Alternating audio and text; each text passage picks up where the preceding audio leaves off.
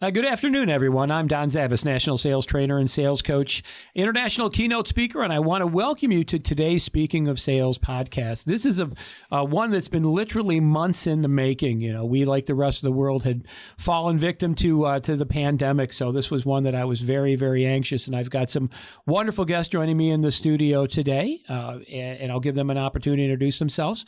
Today's session is actually called Sales in the Cancel Culture.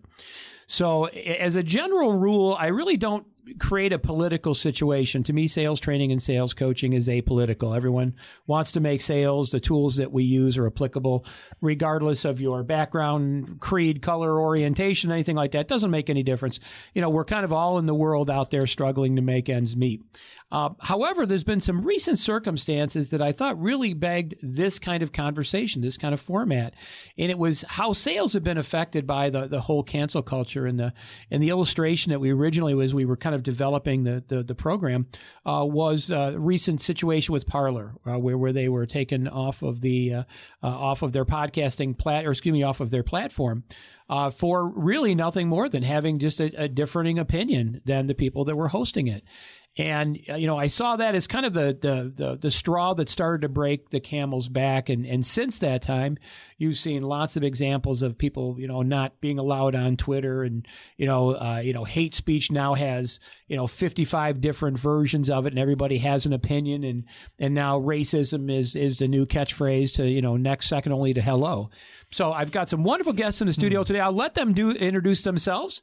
Jacob, would you like to go first? Tell us who you are, what you do. Sure. My name is Jacob Barr. I'm the CEO and president of iRapture.com. We essentially design websites and create content, videos, and work primarily in the pregnancy clinic pro-life sphere, along with Christian organizations and churches as another major group that we work with. We also work with a variety of small to medium-sized businesses, and we've been in business for 21 years, and we're a growing team of about 9 people currently. And we essentially have had several clients express concern over this exact topic of what if we get deplatformed like Parler or like Trump from Twitter. And so we have been actually exploring like what are our options for how to protect against this kind of potential problem that could happen within 3+ months. And we don't really know, but it's something that could be approaching us as something that we could address or prepare for. Absolutely. No, absolutely. No, that's wonderful. And Paul joining us from Vibin. Paul, tell us about you. Thank you for having me today. My name is Paul Mendoza, and I'm the co-founder of Vibin. Mm-hmm. We are a consulting firm where we help develop strategies for businesses to be able to grow, change their culture, and be able to find opportunities how to be able to diversify what their company, their mission, and really connect with their values so they can. That equals basically sales, correct? That goes back to the best investment we can do in every single company is our people. So how to be able to invest in them and be able to grow in that form. Absolutely. And by the way, gentlemen, welcome. I appreciate you being here today. I also want to say that there's no like good and bad. There isn't a pro. There's not the good guy, the bad guy. There's nothing. The idea is to have this conversation because as a sales trainer and sales coach, as Jacob just mentioned, I've been approached by clients that have asked me, how intrusive can we be? I mean, can we like look at, one of our employees' Facebook and look at the picture they took when, when they were in college 15 years ago, and can we force them to take that down? And can we, force them to, scrape the bumper sticker off their car, or, what can they listen to in their own personal office in terms of radio stations and such? So it's a very polarizing effort. But let me throw the first question out. And by the way, I kiddingly said, I came up with about 50 questions when we were originally putting this together that have kind of blossomed over the last couple months. This one was the first one on every single one of them. So Jacob, just for lack of a better word, because we're going to go in a circle, why have we become so intolerant? What is it so magic about now? Before, if you didn't like a business, you didn't like somebody's politics, but they made a good product, you could overlook it. Or if you didn't, like their politics, you would just go buy someplace else. Now it's like you want to hurt these people and, drag them through the streets behind a running horse. Why are we so intolerant now? That's a really good question because, yeah, you're right. Because people would shop with their money. The sales would drive. People could just shop with their vote, their feet. Yeah. And today, it feels like it's almost like a different. It's not really about the sales. It's almost like about the ideology of like what someone wants everyone else to accept, and then they try to overwhelm the culture by forcing it through legislation or by utilizing forms of messaging in order to try and change the trying to weave it in to our culture.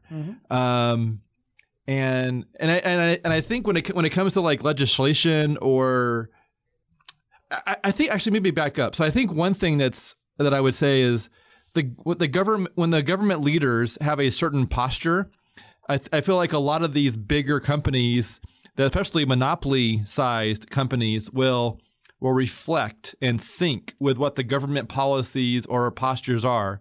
So if a representative in our Congress, contacts Google and says, "I would like you to do this and this," I feel like Google will listen because Google's not just a monopoly here in the U.S. They're a monopoly, globally a monopoly, which is a completely different thing than what we're used to seeing in previous years. And being a monopoly in China means that you have to comply with China's policies very differently than the way Google complies with the U.S. policies. But I feel like it's an example of how they reflect government posture. And so I think some of these companies are really good at matching, the government wish. So like when Parler was deplatformed or when Trump was deplatformed off of Twitter, it was because Trump was no longer in power and the people that were taking over had a different posture. Right. And partially, I feel like the CEOs were trying to do what they wanted to do within the structure of under this, government change, along with also, I think part of it was also trying to match new government leanings based on the new leadership coming into power. And so I think all that sort of comes into play is, Amazon and Google are sometimes matching government policies more so than being the policymakers themselves. They're trying to maintain their monopoly power in these certain vectors. Well, you don't want to piss off the guy that can shut you down. So I could see where that would happen. So, Paul, what are your thoughts? Why are we so intolerant in the world today? Social media. Social media, I think we actually can create our own little world. We can create and listen to what we want to, what we don't like. And if you don't agree with somebody, you just block them and you just don't listen to them anymore. So I think social media has to do a lot with it. I think going back to the main question, like just to Jacob's point is we as a consumer, we can use our dollars in any company as you prefer, whatever you like. But I think the polarization of the economy coming back into how we're going to be able to use our dollars reflects a lot on the current states of social media. Sure. You can surround yourself with opinions that you agree with, so your tolerance is really minimal to when somebody disagrees with you, because you can actually just block them on your social media and not listen to them. And you surround yourself with people that agree with you. So then it comes back to that when you don't agree with something, like, how do you react to it? Like, what do you do? And I guess it's something that is happening right now. Like you mentioned, like there's a lot of companies that come back and feel the wrath of that side, either left or right, that don't agree with their mission or their statement or their product or their views. And the way to be able to affect them is by not spending the dollars there. But like you mentioned, I think there's a lot of opportunity where we can come back and sit down on a table and talk and be able to listen to each other and not hurt the economy as you see in these times right now. Sure. Well, and I think a lot of times they don't realize that when you strike out against a company, you might be striking out against the opinion of the CEO. The problem being is when the company stock goes down, the CEO doesn't get fired. Somebody else gets fired that has nothing to do with it. In fact, they may think exactly the same way. So when did the blur take place? When did politics become business and business becomes politics? And I do believe that it's always been like that to a point. But there was a point, and I'm only 59, when you had integrity. And regardless of who was around, regardless of who was in president, regardless who the Congress was, you had integrity. Your beliefs were your beliefs, and they transferred beyond political parties, and they stayed. Now it's not. It's just business and politics now become the same, and I think it's exacerbated by the fact that now it's not just what you don't, what you do that you're criticized for, but it's what you don't do enough of. So before, people would want to give money. Now everyone raced to give money to Black Lives Matter. Now, are they a good organization? I don't know enough about them either way to say that. But it became to the point where, well, if you didn't give money to them and if you didn't, paint that on the sidewalk, well, then in some way, shape, or form, you were, you were trying to defeat the cause. So at some point in time, business became politics. Politics became business at a point where it wasn't. But Paul, let me go back to you for something that you said, and we'll give, Jacob an opportunity.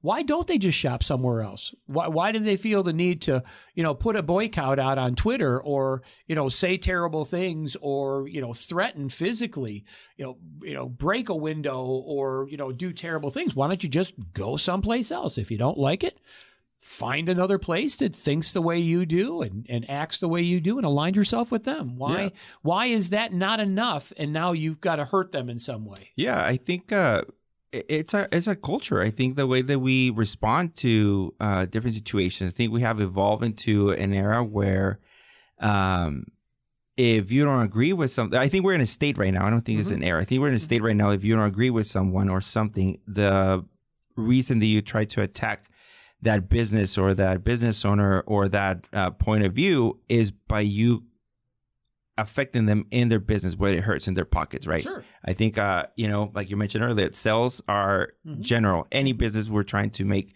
is sell a profit.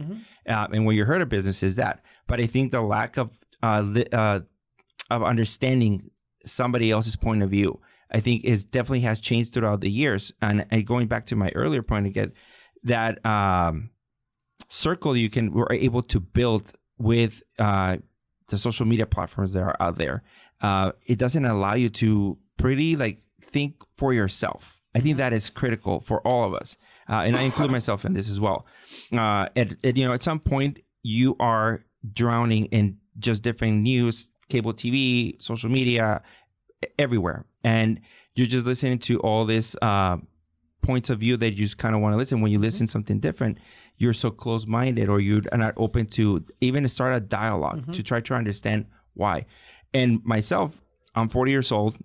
I was raised that you go to a job, you do your job, you don't ask questions like that. But now being in that industry, be able to develop teams and coaching and change culture, I even had to adapt and change the way that I was training business owners for them to be able to work, like an example with millennials. They want to feel a sense of gratification, appreciated for what the work they were doing. When myself, it was just go to the job, do the job, and do it well, and don't ask questions until they ask you something. So it is that those times change. So I think we always have time to be better at what we do and be able to support our communities. I think it's just be able to start that dialogue and finding a way. I couldn't agree more. Jacob, why don't we just go shop someplace else? I think it's because I think Paul really hit it on the.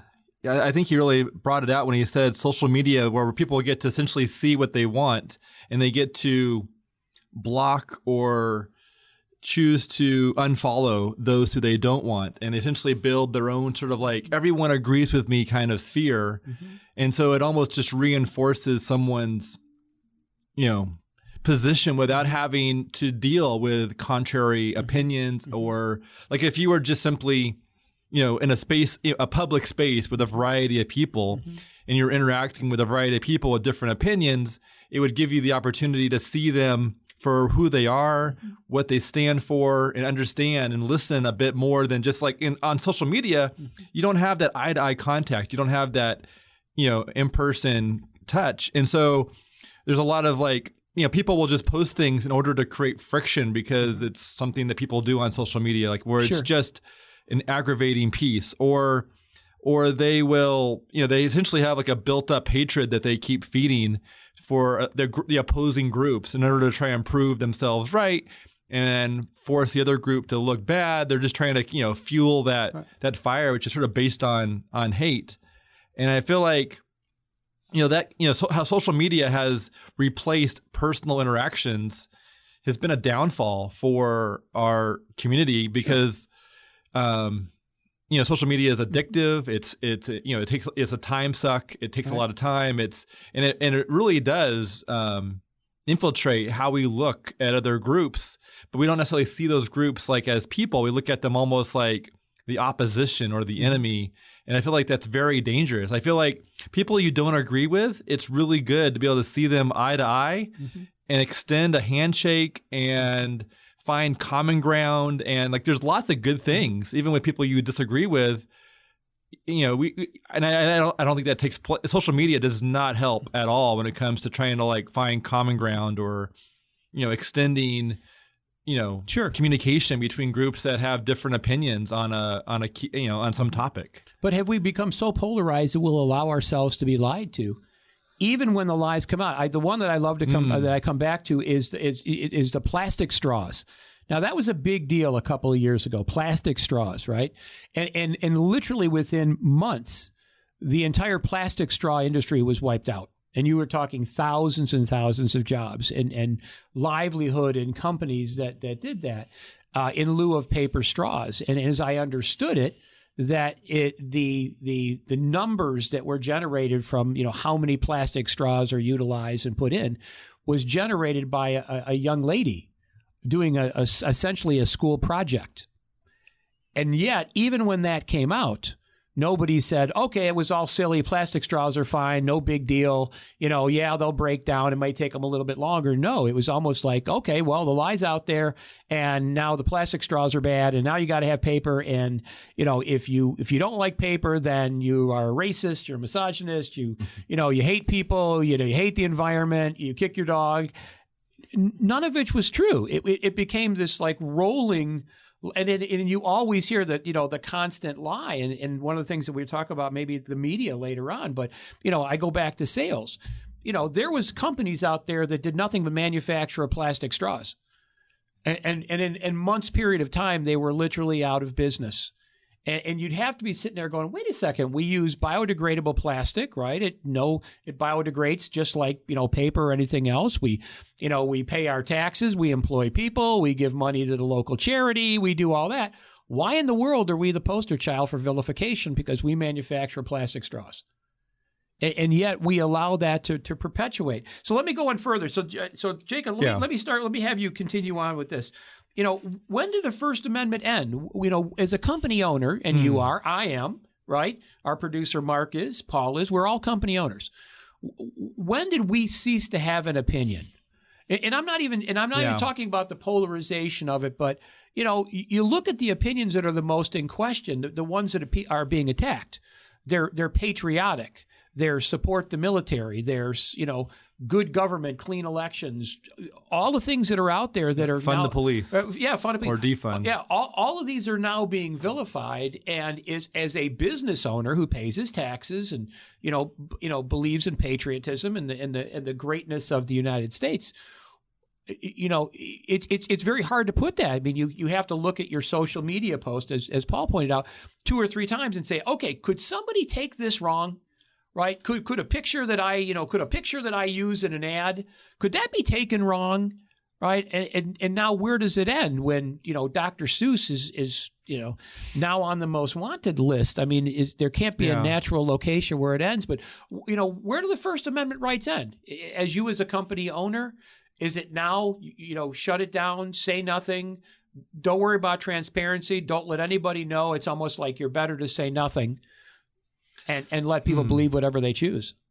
Yeah, I feel like our First Amendment rights, while they're in the Constitution, as a founding block of our government, they're only going to be maintained as long as the people of this nation maintain them. Like there's no there's no force outside of our nation that's going to maintain our First Amendment rights. It's up to us as citizens, as people who, enjoy these rights, for us to understand like what they are and how precious and delicate, because I've heard many times in the last few weeks that our First Amendment rights are being challenged or at risk. And it's sort of bizarre how, things when I was younger, there's 2020 is the perfect example of how things used to feel solid, like things that we could build on, like having a meal at a restaurant, like giving someone a handshake or a hug. Being in the able good old days, being able to see your grandparents face to face within inches, like all of those things are gone. Like, today's world, because of COVID, because of new rules, because of these new things, a lot of these firm foundations that we used to all take for granted are now sandy, unstable, and changing. And I think First Amendment rights, could be part of that transition. I don't know. I hope it's maintained because I really enjoy being able to being able to talk about what I believe, talk about my faith, talk about what I think are good things. And I think for people that have different opinions, I think it's beautiful and wonderful for us to be able to have a dialogue without someone saying, you're under arrest because of like a Chinese or, communistic control over what someone says. Almost like, if you're a journalist in the U.S., it's a very different experience than being a journalist under, a communist rule, where you're edited and filtered under like, extreme control. Whereas here in the U.S., we've, besides freedom of speech, we've also had freedom of journalism, and that's an interesting thing that many of we sort of sometimes we forget that other countries don't always have these same rights, and we're actually living in a very unique setup. It is. And so all that to say is, when it comes to freedom of speech and like where it starts and where it ends, I think it's all based on people and people. And then when it comes to organizations, organizations are made up of people. Right. And so, an organization that doesn't have any people may not have the right to talk, but organizations that have leadership and have people of leadership, those get ingrained and weaved into that, those freedoms become part of that institution or organization based on the people who are running that organization. So Paul, let me ask you, and I want to continue this line of thought, but here's some of the things that are happening as of recent, and I think you're going to start to see some lawsuits come out of this. Right? If you as a CEO decide to go out and say something contrary to for whatever, and some portion of the population hates you, and as a result of that, the stock goes down. And since I own the stock, what you said now affects me, right? Directly now, because you may have a great product. You could have it well priced. Again, you could have all of the legitimate economic indicators, wonderful sales team, great delivery, you can do everything right. And say one thing wrong, even though it's your First Amendment right. And now you look at all the charred earth that now you leave, whether it's stockholders that have lost money, all of the battles that go along with it. Do you have a thought on that? I do. I think words matter and words have consequences. So I think for any company or any individual, whatever you put out, we still have the right to put out whatever message we want. Yep. We can say whatever we want. We can believe in anything that we want. The religion freedom, our First Amendment, Second Amendment. Like, you have those rights as an individual. As a company, you build your company upon the values that you believe are going to be something that you will attract talent, you will retain talent, and you're going to be able to sell your product or service to those people that believe in your values. And it's at our core. So I believe that whatever your message is, there's always going to be a customer base that you're going to be able to have. How many restaurants that sell a burger are out there? Sure. Millions. And each one of them have their own market because they have their own flavor, their own taste, or whatever their propaganda, anything like that. I think as a company, you have that as well. I do believe that as a business owner, my responsibility is to be able to portray my values through my company. And that is going to lead back into whoever wants to work with me, whoever wants to hire me. That's going to be able to allow me to showcase my talent in a different way based upon my business. I don't believe that it's right to censor somebody for, censor their company. I do believe that it depends on your messaging and what you're trying to get out there in social media or to the community. It affects people. You have a lot of people that have been affected in the way that they see and trust and believe because of what other people have said. And that's impactful, especially if you're in a position of power. If you're a CEO, you're on your own company, and you provide value to your community looks up to those leaders. Sure. Community leaders, like, what is it that you believe on? I'm going to trust you and I'm going to follow that. So I think that comes back to that words have consequences and create action. But do you think that the words, it's so disproportionately impacted now financially? Again, I go back to sales because that's the focus of our show. Now it's become that, again, it's not just what you do wrong. It's what's perceived as what you don't do right enough. For example, I came before I moved here to Arizona in 2015. I came from Oakland County, just outside of Detroit. Well, that's the Motor City. And at that time, back in the in the early 2000s, all the major car companies were being just lambasted for not having an electric vehicle. And I remember the CEO of GM at the time was talking. They kept saying, "Why don't you have an electric car? Why don't you have an electric car? Why don't you have an electric car?" And his position was, because we make really, really, really good gasoline cars. And the question was, well, don't you care about the environment? Well, when did us producing really, really good gasoline cars, which is what we're in the business of, making automobiles, equate to you don't care about the environment, right? So now it's, your thing has this terrible byproduct. You got to have, alternate energy, right? You got to put these giant batteries into cars. Well, knowing something about cars, the carbon footprint of creating a battery is much more invasive than the very car that they have. And by the way, that charger has to be fired by a coal-fired plant, right? Now, if you want to bring in green energy, again, all of the sales things that come along with it, the cost is disproportionate. It's significantly more expensive. It's not as reliable, blah-bitty, blah-bitty, blah-bitty, blah-bitty. But now it's being forced that, well, if you don't have a solar initiative or you don't have a wind initiative or something, well, you don't care about the environment, right? If you don't have this medical, and if you don't, and it's almost like, when is transparent too transparent, and when is it just lip service? The same people that are telling you we care about women are the same people that now are on the evening news about their abuse and all their malfeasance. And yet these are the very same people that say we care about women that will not pay them as much. Yeah, I think going back to your point, it's just I think we are in a digital age that we can have an opinion on any issue, any topic. You can go in, and if you are not educated or well versed in the topic to be able to tackle that. And going back to his point earlier, Jacob, is, you have those people that just want to stir something and just want to start something, see what the consequence is, if they believe it or not. They just want to see that friction that it's created. Sure. I feel we have the responsibility, I think, as business owners, to be able to see towards the future. I do believe what you're saying, and I think that's a great answer, right? Just saying that, an example, like going back to Amazon. He started selling books. Yeah.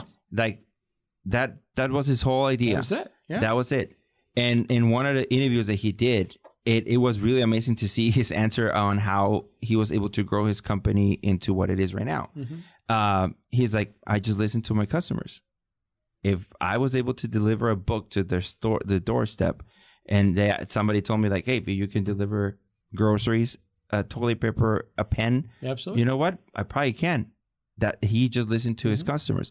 I think as any business owner, you have to listen and pay attention to what your customers are asking, because you, as a business owner, our main focus, one, is create revenue, create jobs. Absolutely. Be able to provide for those employed by us, to be able to support their family support the community supports our business.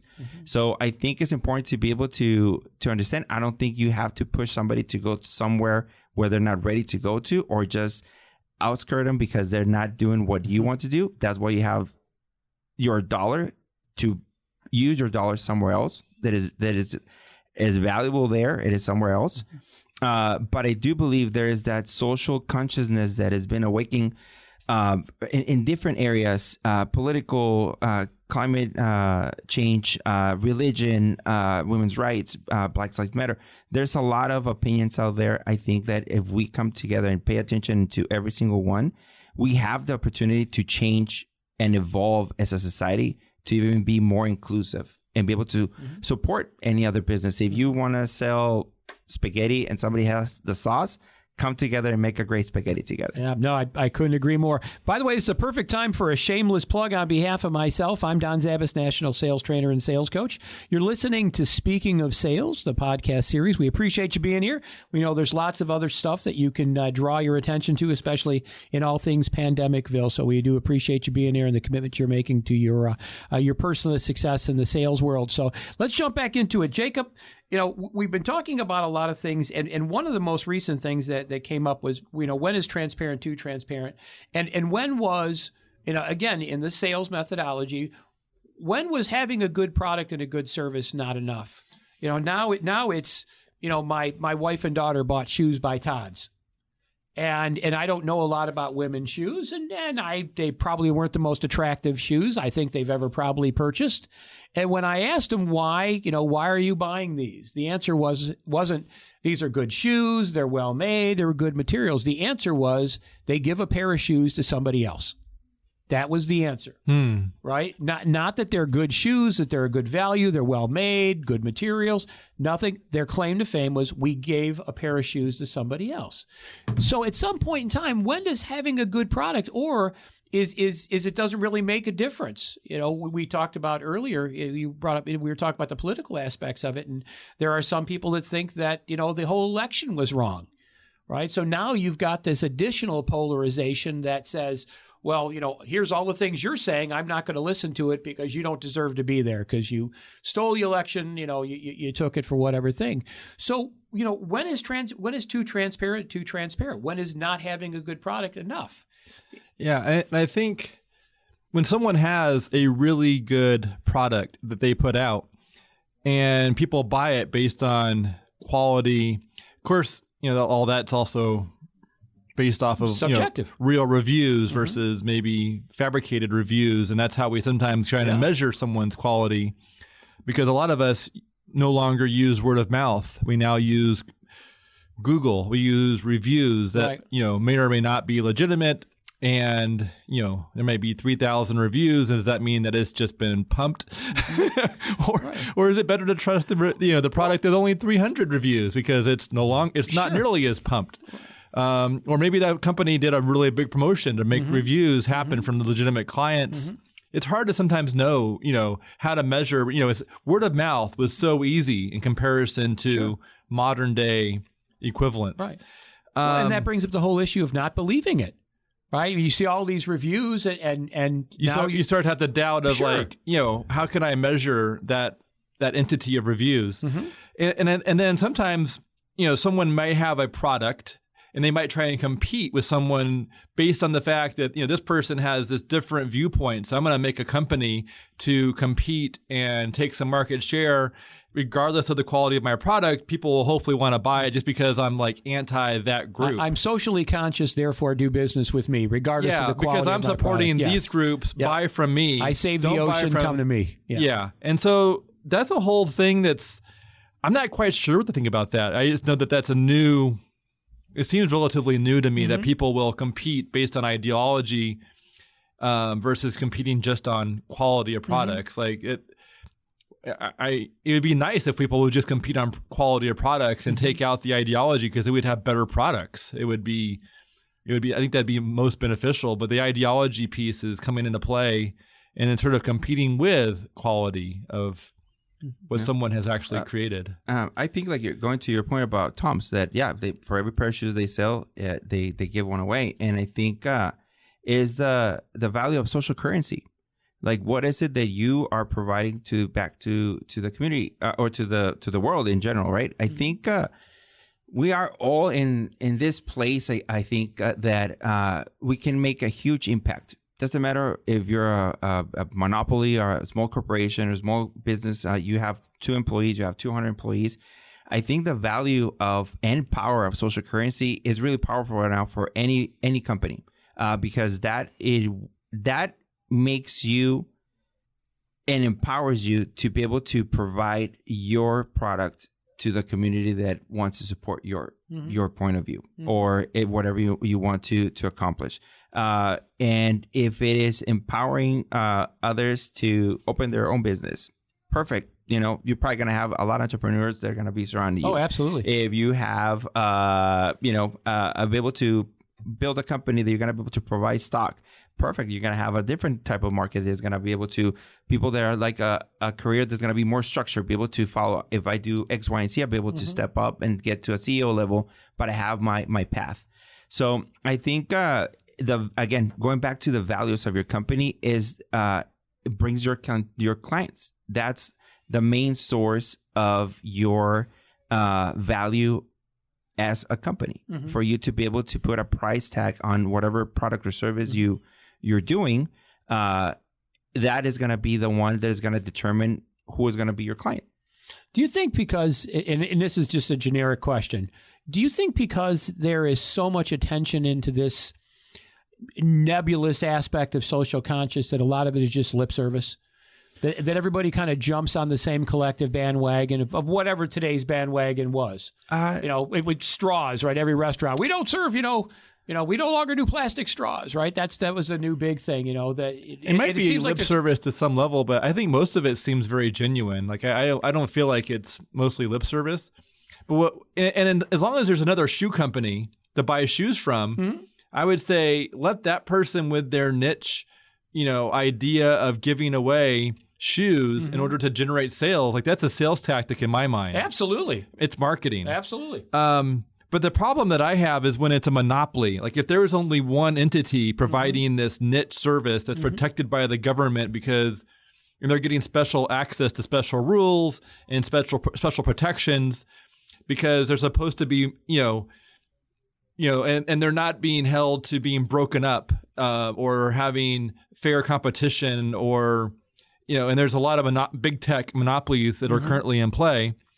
That's when there's a concern when the ideology gets placed on a big tech monopoly, and you can't just simply switch from entity, this shoe company to another, but rather, Google's got 90% and going into Bing or AOL or Yahoo, going from 90% market share down to 3 is ridiculous. And like, it's not really a matter of shopping. It's more of you're either playing with Google or you're not playing the game. I think it's going back, like the best way to create the best product and the best service, you have to have competition. Oh, absolutely. You have to have competition because you understand what the other company is doing well.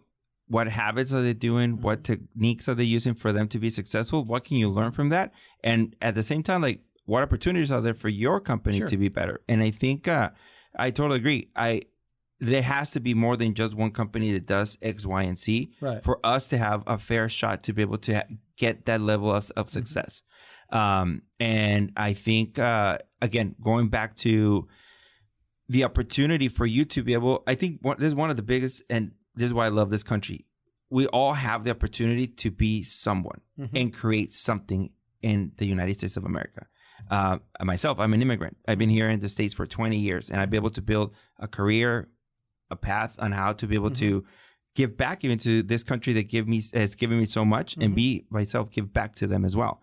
And again, it just aligns with that, with your values and how you're going to be able to provide that. And I think going back to the Tom's question about the shoes, I think it is a technique for them to be able to sell shoes, but the impact they're making on that person that is lacking or don't have the buying power to get a pair of shoes, Sure. for somebody to hand you one, Oh, it's a new one, significant. it's significant. Absolutely. It's huge. No, absolutely. And I couldn't agree more. But I Yeah. think that there's one of the things that, and you touched upon something, which was the immigration issue, I think is very, again, because so many of the sales jobs, retail sales jobs, phone sales jobs, those things, they do kind of fall to a younger, maybe, certainly not financially quite as significant as other people are going to be.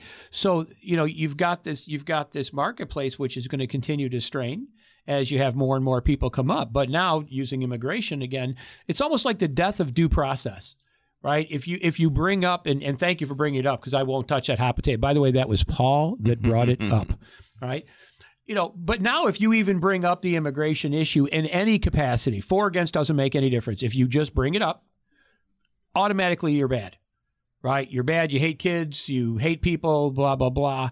I'm devoutly Catholic. Right. I believe that this is a wonderful country that has room for everybody. Welcome. My family's Sicilian. They came from Torregrato, Sicily. My grandfather did. He was an immigrant. Clearly I'm the product of immigrants. But there are just some legitimacies that we have to follow in a country of laws, especially when you start looking at the economic aspect. So let me throw this one to you, Paul, because I mentioned about the death of due process. And Jacob, I'd like to get your thoughts on that as well. Before, if you did something wrong, there wasn't the jury of the media, right? There wasn't the execution by the populace, right? You did something wrong. Everyone kind of took that position. Let's see the facts, right? What you see isn't exactly what happens, Innocent right? until proven guilty used to be the mantra. Sure. and if you look, there's always that great example that happened recently of that high school kid that was standing in front of that Indian elder that was banging the drum. And everyone, rushed to judgment. Oh my God, the kid, he's being so insulting, and, here's an elder and blah, blah, blah, blah, blah. And sure enough, when the truth came out, they didn't show you. They only showed you the sniglet of him standing in front of the older Indian. They didn't show you the whole section of it where it was just a kid was standing there. The Indian came, the elderly Indian came up to him. Yeah. Now it costs CNN and a lot of the cable news networks, hundreds of millions of dollars in lawsuits. But that death of due process is really gone. It's, you don't have an opportunity to air yourself. Even when you go to the court, some people don't get, they don't get what they think is a fair shake there. So what would you say, like, go back to the concept of the death of due process, right? You're in a business, you own a business, something terrible has been said about you. How do you defend against that? Oh, wow. Well, I think, again, going back, right now we're in an era that we don't listen. Sure, the court of public opinion. Yeah, we judge and we don't listen. I think it's a huge opportunity for all of us to be able to really take a moment and analyze, like, what's going on, what are the facts, what is the truth, and go from there. I think we're in that era that we jump into a lot of conclusions without knowing the facts, because right now the news I'm going to get the news out and see what happens instead of giving you the real facts, and so you can understand and be educated on the topic. The journalism is dead philosophy. So, I think it's something that has to be measured in a different way, and just to be able to have that opportunity to listen to the facts and speak your point of view. I agree. What would you say about that, Jacob? So when you do something wrong and your company takes a hit, well, first of all, I would like flipping the table. So, like, looking at it from the other viewpoint, when someone else who does something wrong and they're taking a financial hit, I think there's, in both scenarios, there's room to extend grace and provide conversations and try and help that person heal and recover from their, misstep, their wrong direction. Sure. Well, we're imperfect people. Yeah. And so I think one thing, based on my, biblical church background, I would say we're all broken people. We all are in need of healing. We've all been hurt by other people. We've also all have been, we've hurt other people. Like there's a story in the Bible about a good Samaritan who was traveling and he got beat up, and so there's a robber who beat up the Good Samaritan. There's the Good Samaritan lying on the side of the road. All his money's gone. He's sort of bloodied. And then these people walk by and ignore him, like these people of leadership. Yep. And then this other guy walks by who was like who didn't get along with there was some race tension there perhaps. Yep. And then that person ended up helping get that person to a place to heal and paid the bills. So in reality, each one of us are sometimes the robber, and then sometimes we're the victim, and sometimes we're the person walking by with our nose and eyes looking on our, we're already full. We don't have time to stop and help. Sure. Or sometimes we're the person who does help. But very often we're not the Good Samaritan. Very often we're one of these other people in the story, or we're a combination. Right. Of like, if you think about it in that way, like, how often have you been hurt, and how often have you been the person who hurt someone else, or who have helped or who didn't help? We're like all of those people.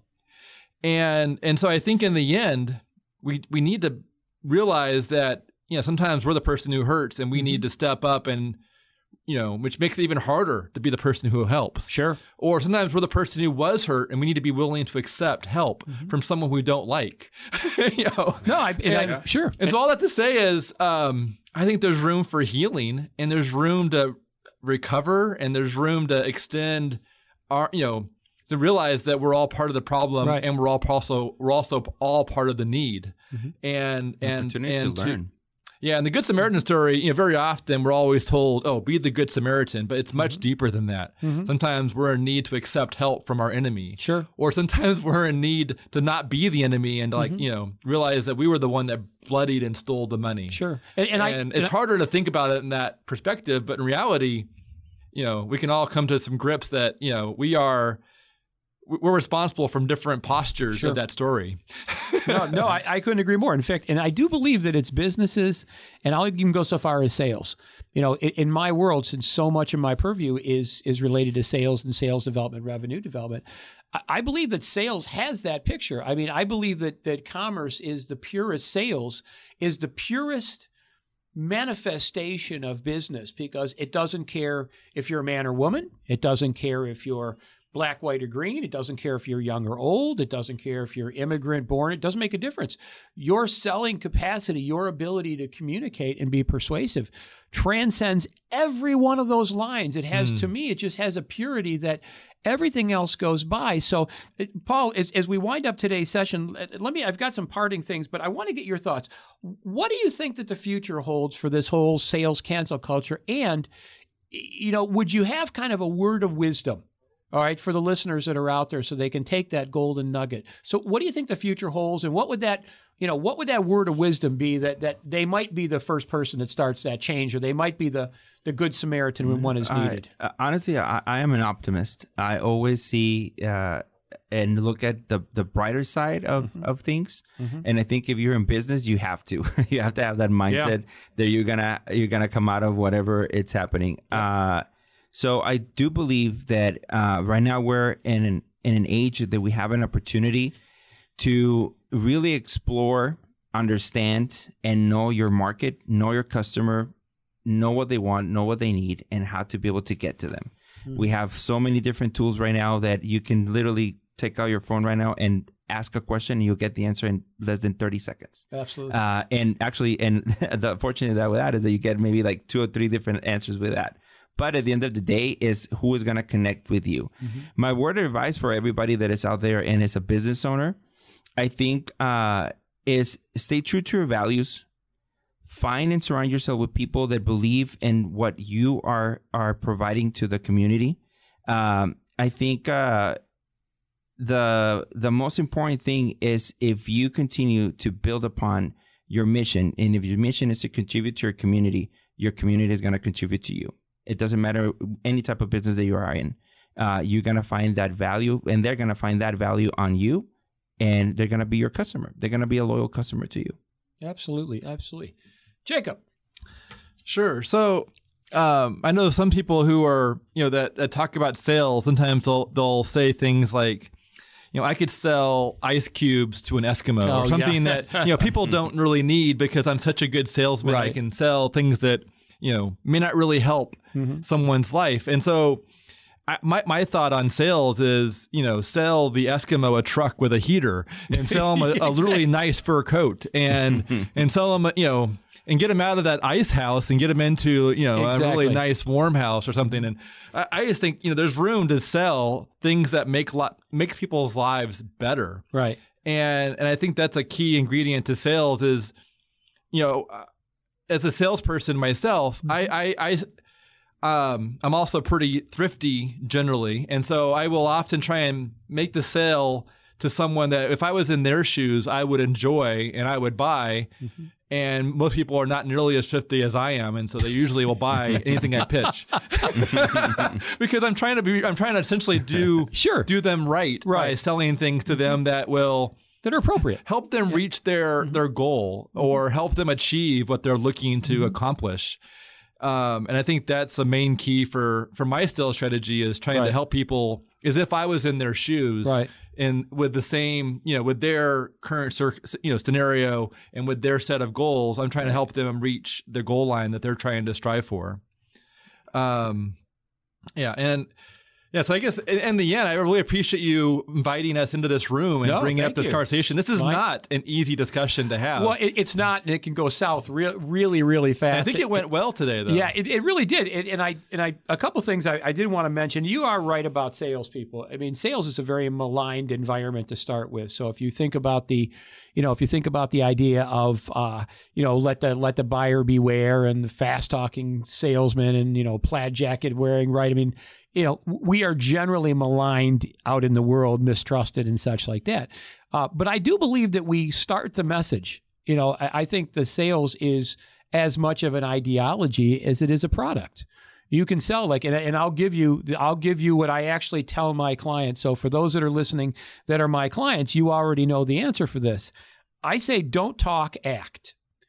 And the reason that I've said that, especially now in this cancel culture world of business, that so much of what we say is misinterpreted.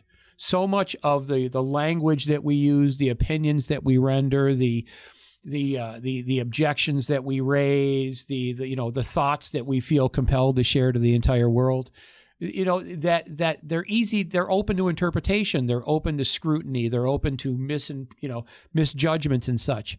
However, I find that the actions generally are never misinterpreted, right? If you're concerned about a particular group of people, do something for them, right? You don't have to tell anybody about it, right? You go do something for them. If you're concerned about the plight of women, fine, then look for an opportunity when appropriate, right, to hire a woman and be conscientious to pay them the appropriate amount that you would pay a man, right? If you're concerned about politics, take up the mantle, run for something, right? You be that voice of reason instead of being the voice of criticism. There's a great adage we talk about in training and coaching that if you want a better boss, be a better employee. You want a better spouse, be a better spouse. You want a better child, be a better parent, right? You want better parents, be a better kid. You really can't control anyone else than yourself. So what we're really promoting is the idea of don't talk about it. Right? Don't feel the need to respond if somebody says something you disagree with. Don't feel the need to bang them against the wall and, say terrible things about them and go to the base, to our natural base level of just anger. But act. If they say something that is, wrong, then create an action that shows they're wrong, not your words, right? My mom used to always say, never listen to what people do, right? Or never listen to what they say, only listen to what they do. Actions speak louder than words. Absolutely. And yet I think that's one of the messages that has long been, because people use words like we need to create a dialogue. And I keep thinking to myself, what do we have to talk about? Really? We don't really have to talk about this if this is the issue and you have it within your means to do something, right? So if it's a money problem with a particular group of people, fine. Go be wildly successful in sales, make a make a lot of money, and then give a lot of money away. I mean, you look at the Warren Buffetts of the world. I was fascinated by that man right here. He's one of the top 5 richest men in the United States. He worked his entire life, amassed this $40+ billion fortune, right? And I think to myself, if I had $40 billion, what would I would sit naked on top of my money, you know? And yet, what does he do? He gives 2/3 of it away, and who does he give it to? The richest guy. Right? Bill and Melinda Gates, right? So if you think, one of the top 5 richest guys gives 2/3 of his money to essentially one of the richest guys, certainly vying back and forth with Bezos. But the idea is that don't talk about it, right? Don't jump into social media. You don't need to take up fencing with words.